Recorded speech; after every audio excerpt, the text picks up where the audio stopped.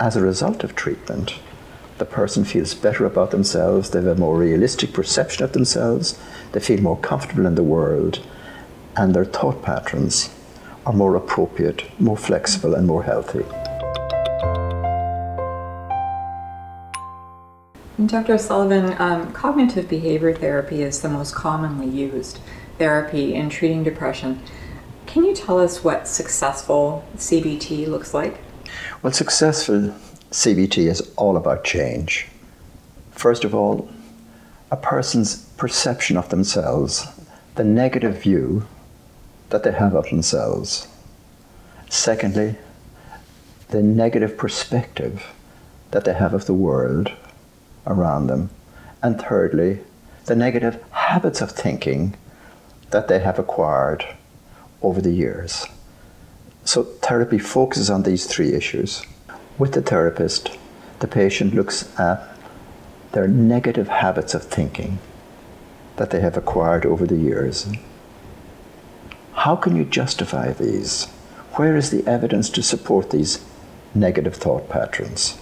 And once again, over time, the patient analyzes their thoughts, begins to challenge them and replace them with more balanced, more flexible, healthier thoughts. And as I said a moment ago, therapy is all about change, so that as a result of treatment, the person feels better about themselves, they have a more realistic perception of themselves, they feel more comfortable in the world, and their thought patterns are more appropriate, more flexible, and more healthy. To be able to stand back and view your thoughts in an objective way. To be able to just decide that that's a negative thought. And also, it's only a thought. I am not my thoughts. The mind creates thoughts, but thoughts are not reality. And that's an important part of the recovery process. Can you give an example of cognitive behavior therapy in action, like when someone has challenged their thoughts?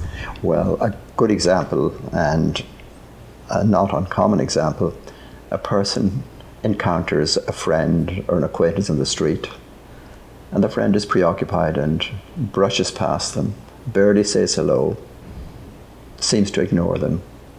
A person with depressed thought patterns will have the experience of a triggered response of negative thoughts.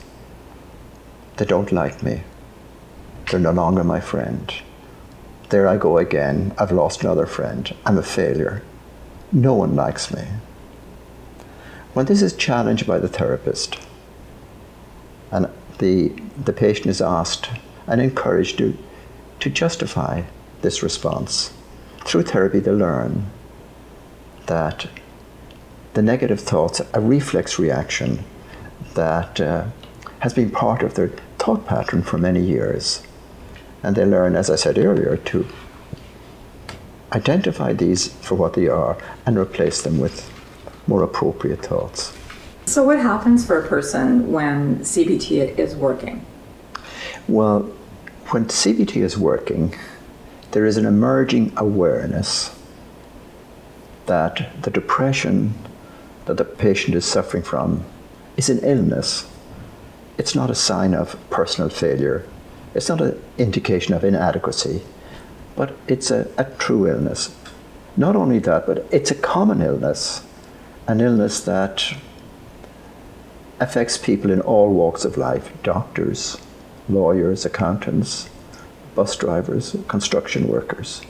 And this has a very important impact on their self-esteem and the way they view the experiences they've been through over the past 6 months or over the past 2 or 3 years. I guess they also learn that there are solutions to their depression. Yeah. That's part of the treatment process. They become aware that they can learn strategies that can bring about their recovery. They learn that there are techniques they can use that gives them control over their negative thinking. Not only that, but they're encouraged to take an active part in their treatment by their therapist. And that gives them a sense of being in control. gives them a sense that now they can do something about this. And it has a very positive impact on their confidence, on their ability, to get involved in treatment, and in their sense of hope for the future. Can you comment on other types of CBT that we hear about? There's DBT and ACT. What are those?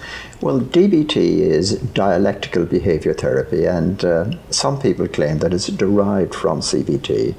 It was developed as a treatment for borderline personality disorder, and it focuses on a number of the issues that patients with borderline personality disorder have, and that is emotional dysregulation, that a person with borderline personality disorder is often very reactive to what's going on around them in life. It focuses on the relationship that these patients have with the significant others in their lives. It focuses on communication. And what about ACT? Yes, acceptance and commitment therapy. Again, there's a focus here on self-acceptance of the emotionality and the distressing experiences that you're having at a given time. The acceptance that this is happening and staying with the experience rather than running away from it or suppressing it. In addition to that, making a commitment to yourself to work on changing the way you react, the way you feel.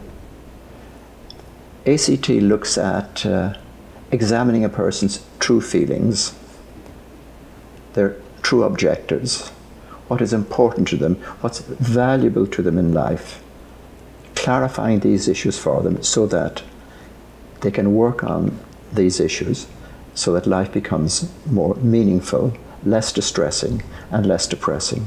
Thank you.